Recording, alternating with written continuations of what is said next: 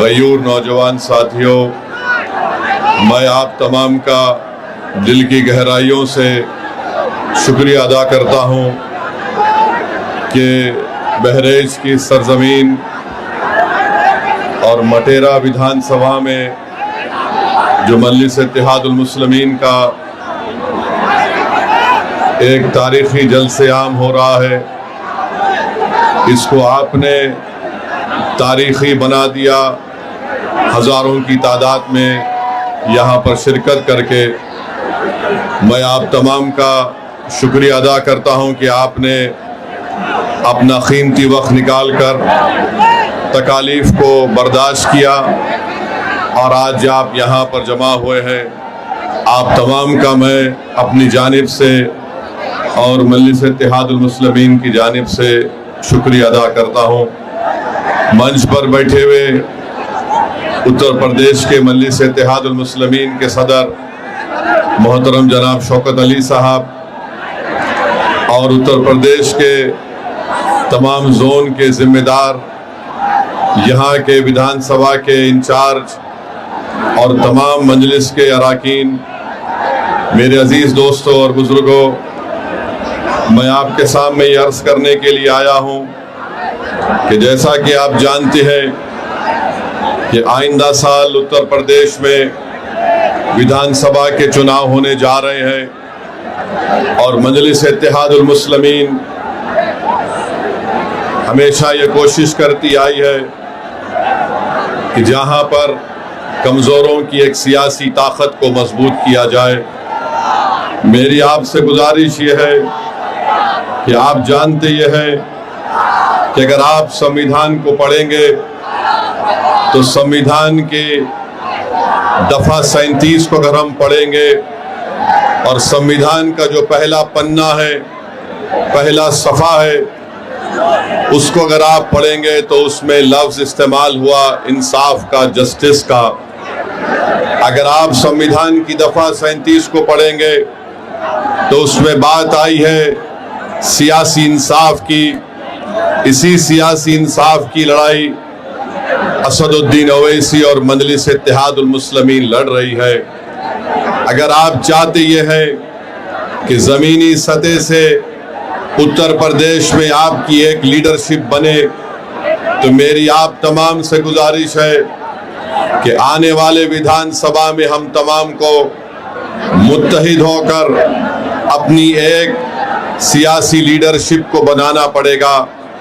ये संविधान हमको इस बात की इजाज़त देता है, वो संविधान जिसको बाबा साहिब अम्बेडकर ने बनाया, और बाबा साहिब अम्बेडकर ने संविधान के पहले पन्ने पर इंसाफ को लिखा। बाबा साहिब ने संविधान की आर्टिकल 37 में उसका जिक्र किया। यही लड़ाई आज शौकत अली की क़ियादत में उत्तर प्रदेश में मजलिस इत्तेहादुल मुस्लिमीन बरसों से लड़ती आ रही है। मेरे अजीज़ दोस्तों और बुजुर्गों, मैं आपको ये बताना ज़रूरी समझता हूँ कि अगर हम समाजी और माशी इंसाफ को हासिल करना चाहते हैं तो पहले सियासी इंसाफ होना चाहिए। आज आप जानते हैं कि जब तक हम अपने नुमाइंदों को कामयाब नहीं करेंगे जो उत्तर प्रदेश की विधानसभा में जाकर आपकी बेबाक आवाज़ बने, आपके मसाइल की तर्जुमानी कर सके, आपके लिए हक की लड़ाई लड़ सके, याद रखिए कोई उठकर ये कह सकता है कि ओवैसी क्या तुम नहीं देखते कि उत्तर प्रदेश के विधानसभा में बड़ी बड़ी पार्टियों के मुसलमान और दलित विधायक जीत कर जाती हैं। मेरे अजीज दोस्तों और बुजुर्गों, मुझे यहाँ पर मान्यवर कांशीराम याद आती है। जब कांशीराम साहब से भी ये सवाल किया गया था तो मान्यवर कांशीराम ने कहा था ये जीत के जरूर जाती है मगर ये चमचों का रोल अदा करते हैं। तो मैं आपसे अपील कर रहा हूँ कि आप मुत्तहिदा तौर पर अपने वोट का सही इस्तेमाल अपनी एक सियासी लीडरशिप को मजबूत करने के लिए कीजिए। यकीनन इंशाअल्लाह ताला हमारी भी कोशिश होगी कि दोबारा यहाँ पर बीजेपी की सरकार उत्तर प्रदेश में ना बने। मगर याद रखिए, इस बात को याद रखिए कि ये जिम्मेदारी सिर्फ मुस्लिम अक़लियत के कंधों पर रखी नहीं जा सकती है। अगर कोई बीजेपी को रोकना चाहता है, अगर कोई दोबारा बीजेपी को सत्ता में आने को रोकने की ये कोशिश करता है, तो मैं यहां पर खड़े होकर कह रहा हूं कि मजलिस इत्तेहादुल मुस्लिमीन उनका साथ देने के लिए तैयार है। अगर इज्जत के साथ बातचीत होगी, हिस्सेदारी की बातचीत होगी, तो मजलिस और ओवैसी तैयार है। मगर अगर तुम बीजेपी को रोकने के नाम पर मुझसे और मटेरा की जनता से कहोगे कि तुमको दरी बिछाना पड़ेगा, अब दरी नहीं बिछाई जाएगी, अब हिस्सेदारी और बराबरी की लड़ाई होगी इंशाअल्लाह ताला।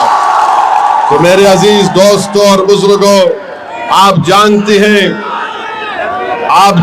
हैं कि बीजेपी की सरकार में चाहे उत्तर प्रदेश हो या जिस किसी भी भारत का स्टेट हो जहां पर बीजेपी की सरकार है, हम वहां पर देखते हैं कि बुलडोजर से किसका घर तोड़ा जाता है। हम जानते हैं कि किसके किस्मत में एनकाउंटर लिखी हुई है।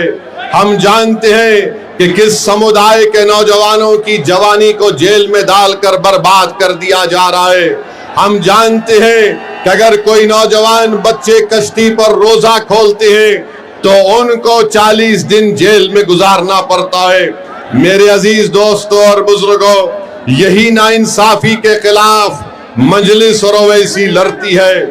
इसीलिए आज हम पर इल्जाम लगा दिया जाता है।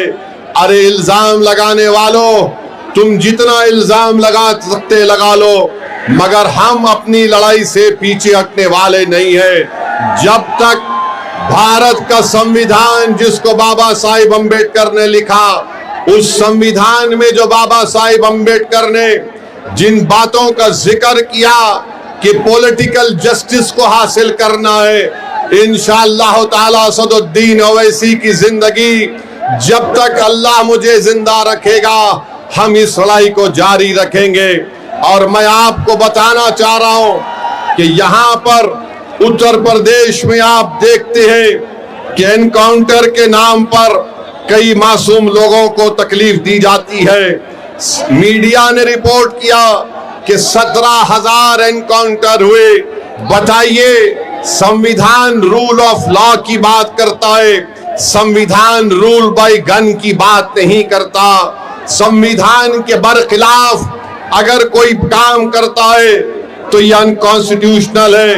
ये मैं नहीं बल्कि सुप्रीम कोर्ट के जज ने कहा कि उत्तर प्रदेश में समानता व्यवस्था है। इलाहाबाद हाई कोर्ट के जज जनाब विनोद साहब ने बात कही है। 19 मार्च को मंसूर अहमद को पकड़ लिया गया, पुलिस कस्टडी में रखकर जुल्म किया गया, NSA लगा दिया गया। इलाहाबाद हाई कोर्ट ने फैसला दिया कि मंसूर अहमद को 2 लाख रुपए पुलिस के उस ओहदेदार को देना पड़ेगा। उत्तर प्रदेश के मुख्यमंत्री को मैं थोड़ा बताना चाह रहा हूं कि वो बार बार हर चीज में कहते हैं कि माता है। उत्तर प्रदेश के मुख्यमंत्री, मैं आपको बताना चाह रहा हूं, शायद आप पढ़ना लिखना नहीं जानते हैं। संविधान की दफा 48 को उठाकर पढ़ लीजिए। मुख्यमंत्री वो क्या कहती है संविधान की दफा 48? राष्ट्रीय कामधेनु आयोग, राष्ट्रीय गोकुल मिशन क्या है?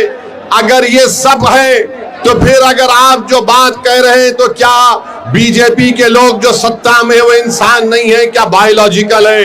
मेरे अजीज दोस्तों और बुजुर्गों, जो मुस्लिम अक़लियत को निशाना बनाते हैं, मैं उनसे पूछना चाह रहा हूं, क्या उत्तर प्रदेश पूरे भारत का सबसे बड़ा बीफ का एक्सपोर्टर नहीं बन गया? 40 से 60% बीफ का एक्सपोर्ट उत्तर प्रदेश से होता है और मुख्यमंत्री इस पर खामोश हो जाते हैं। मैं आपको बताते हुए तकलीफ महसूस करता हूं कि संभल में मुस्तफा कादरी मस्जिद को गवर्नमेंट की जमीन कहकर शहीद कर दिया गया और वहीं पर वाराणसी में असगैब शाहिद मस्जिद को शहीद कर दिया गया रेलवे लाइन कहकर, और उत्तर प्रदेश में संभल की मस्जिद को जब तोड़ दिया गया तो मस्जिद से पुलिस ने बताया कि वहां से पोस्टर निकले जिस पर लिखा हुआ था आई लव मोहम्मद। मैं बताना चाह रहा हूं कि दुनिया के जितने मुसलमान हैं उन तमाम का ईमान यह है कि हम मोहम्मद सल्लल्लाहु अलैहि वसल्लम से मोहब्बत करने वाले हैं। हमारा ईमान ही मुकम्मल नहीं होता जब तक हम मोहम्मद सल्लल्लाहु अलैहि वसल्लम से मोहब्बत नहीं करते हैं। अगर कोई उत्तर प्रदेश की सरकार ये समझ रही है कि पोस्टर दिखाकर आई लव मोहम्मद के दिखाकर आप उत्तर प्रदेश या भारत के मुसलमानों से मोहम्मद सल्लल्लाहु अलैहि वसल्लम की मोहब्बत को कम कर सकते, हम मर जाएंगे मगर हमारे मरते वक्त भी हमारी जबान पर होगा अशहदु अल्ला इलाहा इल्लल्लाह व अशहदु अन्ना मुहम्मद रसूलुल्लाह। अरे पोस्टर दिखाने से मोहब्बत कम नहीं होगी। तुमने हम पर एक बहुत बड़ा एहसान कर दिया। जिन पुलिस के ओहदेदारों ने मोहम्मद आई लव मोहम्मद का पोस्टर दिखा दिया, हम पुकार कर कहेंगे कि अल्लाह तू गवाह और शाहिद रहना कि हमारे तेरे घर से हमने तेरे हबीब मोहम्मद सल्लल्लाहु अलैहि वसल्लम के मोहब्बत का जिक्र किया। अरे क्या करना चाहते हो तुम लोग? भारत के संविधान में आर्टिकल 25 है, फ्रीडम ऑफ रिलीजन है, मुझे अपने मजहब पर चलने की आजादी है। और शेख मुजद्दिद अल फैतानी रहमतुल्लाह अलैह ने कहा था कि मैं मुसलमान इसलिए हूं क्योंकि मोहम्मद रसूलुल्लाह सल्लल्लाहु अलैहि वसल्लम ने मुझे इस्लाम सिखाया। तो ये जुल्म हो रहा है मेरे अजीज दोस्तों और बुजुर्गों, मेरे अजीज दोस्तों और बुजुर्गों। फिर आप जानते हैं कि आए दिन कहीं ना कहीं वाकयात होते हैं। मैंने 2 दिन पहले उत्तर प्रदेश के मुख्यमंत्री का एक वीडियो देखा जिसमें उत्तर प्रदेश के मुख्यमंत्री ने कहा कि बेटी सबकी होती है, चाहे किसी समाजवादी पार्टी के नेता की क्यों ना हो। हम उत्तर प्रदेश के मुख्यमंत्री से कहना चाह रहे, अगर समाजवादी पार्टी के नेता की बेटी को आप बेटी समझते हैं तो मुजफ्फरनगर कांड में ऐसे कई मुस्लिम महिलाओं की रेप हुआ था, अस्मत रेजी हुई थी, बलात्कार हुआ था। क्या उत्तर प्रदेश के मुख्यमंत्री उन 6 मुस्लिम महिलाओं को जिनको अभी तक इंसाफ नहीं मिला, क्या उनको अपनी बेटी समझकर वो उनको इंसाफ दिलाएंगे? इसका जवाब उत्तर प्रदेश के मुख्यमंत्री को देना पड़ेगा। और फिर मैनपुरी में मई की 20 तारीख को वारिस अली को कत्ल कर दिया गया। वारिस अली की बेटी स्वाहिदा उत्तर प्रदेश के मुख्यमंत्री से कह रही है कि मुझसे इंसाफ करो। देखना यह है कि क्या उत्तर प्रदेश के मुख्यमंत्री इंसाफ करेंगे या नहीं करेंगे। मेरे अजीज दोस्तों और बुजुर्गों, मुझ पर इल्जाम लगा दिया जाता है। आज हम आपकी इस मुबारक सरजमीन को आ रहे थे, ये बहादुरों की सरजमीन है बहरेच और मटेरा। तो ये समाजवादी पार्टी के लोग ये कहना शुरू कर दिए कि असदुद्दीन ओवैसी आएगा तो भाजपा को फायदा होगा। बताओ अखिलेश यादव, बिहार में तुमने अपने 5 सांसद को भिजाया था कि ओवैसी ना जीत पाए। तुम्हारे 5 सांसद सीमांचल किशनगंज में आकर 15 दिन बैठ गए, रोज मीडिया से बात करते, रोज गांव-गांव जाकर जनता को बताते, मगर नतीजा क्या निकला? जिन 4 विधायक को अखिलेश यादव के भाई तेजस्वी यादव ने मंदलिस से तोड़ लिया था, सीमांचल की जनता को लाखों सलाम। उन्होंने अखिलेश यादव की इस नापाक मंसूबे को नाकाम कर दिया और मंदलिस के 5 विधायक को दोबारा कामयाब कर दिया। हम यहां पर आ रहे और फिर शुरू हो गए बी टीम है। अरे सुन लो समाजवादी पार्टी के तमाम जिम्मेदारों, बताओ बंगाल को तुम गए थे अखिलेश दीदी की मदद करने के लिए और वहां पर लाइन लगाकर बीजेपी में शामिल हो रहे, तो क्या मैं आयतल कुर्सी पर कर उन पर फूका था कि तुम जाओ बीजेपी में? बेशर्मी की हद कर दिए। अरे कल तक जो कहते थे कि दिल में मदीना आंख में काबा, और बाबा बंगाल जाकर बोले कि बंगाल को काबा की जमीन नहीं बनने देंगे, अब बाबा के साथ बैठकर जिसने कहा था कि दिल में मदीना आंख में काबा, दोनों बैठकर चाय पी रहे हैं, दोनों बैठकर चाय पी रहे, और गाली किसको दे रहे हो? ओवैसी को। अरे मैं जानता था ये तमाम के तमाम कठपुतलियां हैं बीजेपी आरएसएस के। एक हवा के झोंके में तमाम के तमाम ने सर झुका दिया और बीजेपी में चले गए। अरे तुमने हमारे विधायक को तोड़ा, बिहार में हम दोबारा जीत कर आए। मैं उत्तर प्रदेश की जनता से अपील कर रहा हूं, बहरेच और मटेरा की जनता से अपील कर रहा हूं, आप मजलिस का साथ दीजिए। हम मर जाना पसंद करेंगे मगर अपने ईमान को और आपकी मोहब्बत का सौदा नहीं करेंगे फिरका परस्त आरएसएस की ताकतों के सामने। इल्जाम हम पर लगाया जाता है मगर कारनामे कोई और करता है। बताओ अखिलेश यादव जो ममता बनर्जी के 20 MP चले गए, क्यों गए वो? उनको कोई कुछ नहीं बोलता।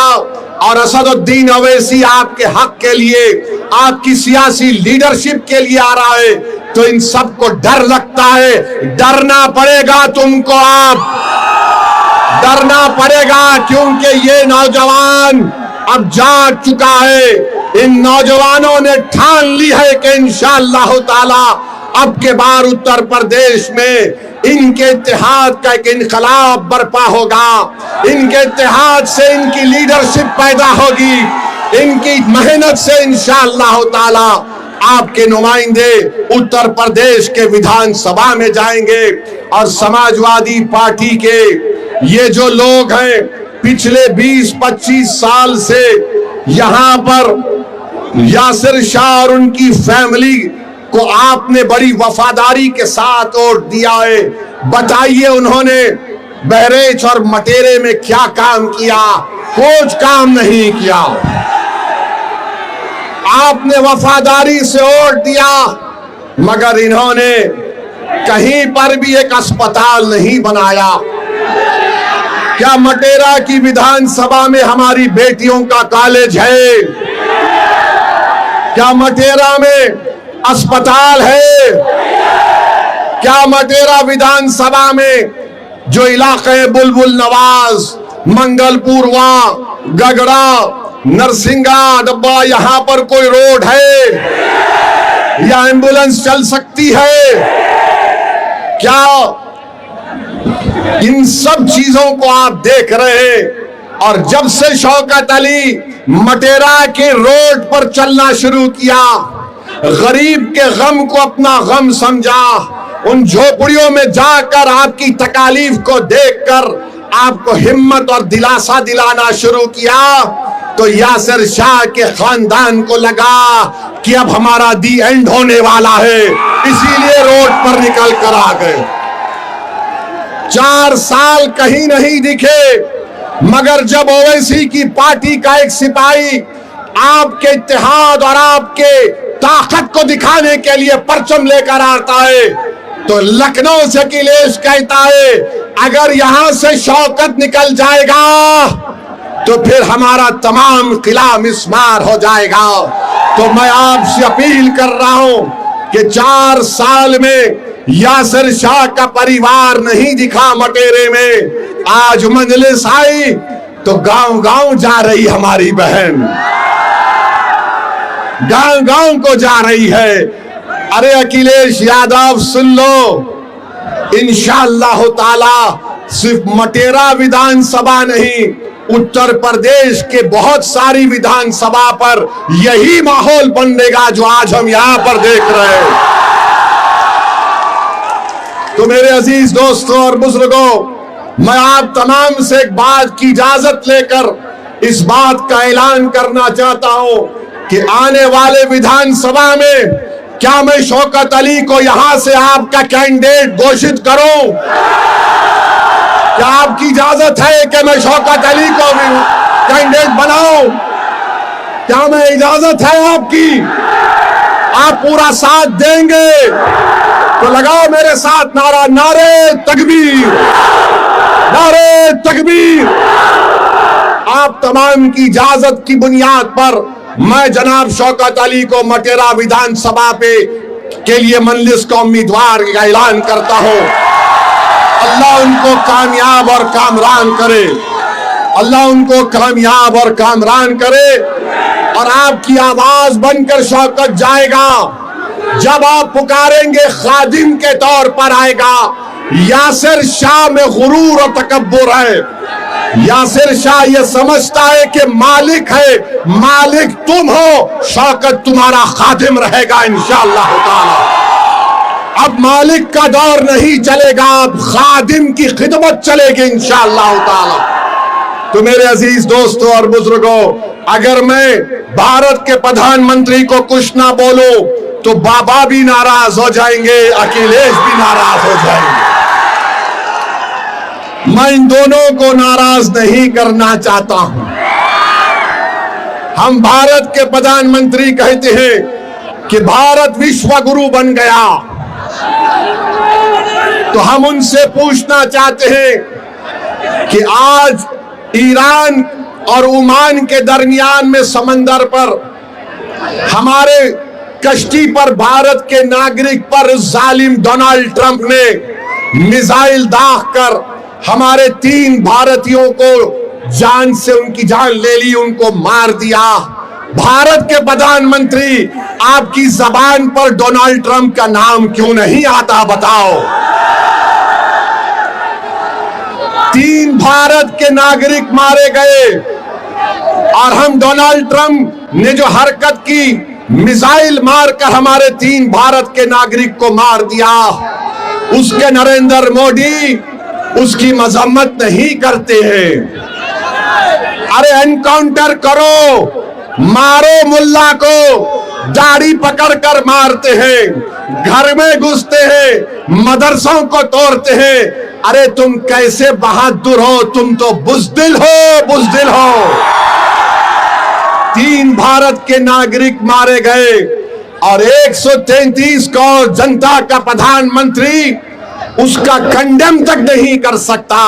और अफसोस की बात यह है कि एक हमारे सीफेरर की लाश, एक हमारे सीफेरर की लाश 2 दिन से वहां पर रखी हुई है। उस कश्ती का कैप्टन वीडियो बनाकर हम तमाम से अपील कर रहा है कि बताओ इस देश के प्रधानमंत्री को इसकी लाश कम से कम उसके घर को पहुंचा दो, इसके घर को पहुंचा दो। बताओ मेरे अजीज दोस्तों और बुजुर्गों, सिर्फ ताकत आजमाते हैं मजलूमों पर, कमजोरों पर, मगर ट्रंप क्या तुम्हारे पप्पा है? एक जालिम है वो। ट्रंप पर कुछ नहीं बोला जाता। ऐसा लगता है कि मोदी जी से जब बोलेंगे अरे ट्रंप को बोलो, ट्रंप ही और नेतन्याहू ने मिलकर इस जंग का आगाज किया है। मेरे अजीज दोस्तों और बुजुर्गों, बहरहाल आप देख रहे हैं कि नरेंद्र मोदी के प्रधानमंत्री को बनकर 12 साल हो चुके हैं। कीमती आसमानों को छू रही है, गरीबों के गैस के सिलेंडर कम कर दिए गए, आज हम कर्जों में डूब रहे हैं। बहरहाल मेरे अजीज दोस्तों और बुजुर्गों, मैं यही चंद बातें आपके पास रखने के लिए आया हूं और इंशाअल्लाह ताला आता रहूंगा। यहां से आपकी इजाजत पर, आपकी मंजूरी पर हमने शौकत अली को अपना कैंडिडेट का ऐलान किया और मैं आपसे वादा कर रहा हूं कि इंशाअल्लाह ताला मटेरे में, बहरेच में और पूरे उत्तर प्रदेश में हम अपनी इत्तेहाद की ताकत पर पूरा गेम बदल देंगे, पूरा गेम बदल देंगे इंशाअल्लाह ताला। और अपने सेल फोन की लाइट खोलकर दिखा दो कब के बार उत्तर प्रदेश में मजलिस का परचम लहराएगा इंशाअल्लाह ताला। पूरी सेल फोन की लाइट खोलकर बता दो, सारे उत्तर प्रदेश और भारत को मालूम हो जाए कि बुलडोजर से नहीं डरने वाले, एनकाउंटर से नहीं डरने वाले, आई लव मोहम्मद बोलने से नहीं डरने वाले हम तमाम हैं। नारे तकबीर। अस्सलाम वालेकुम व रहमतुल्लाह।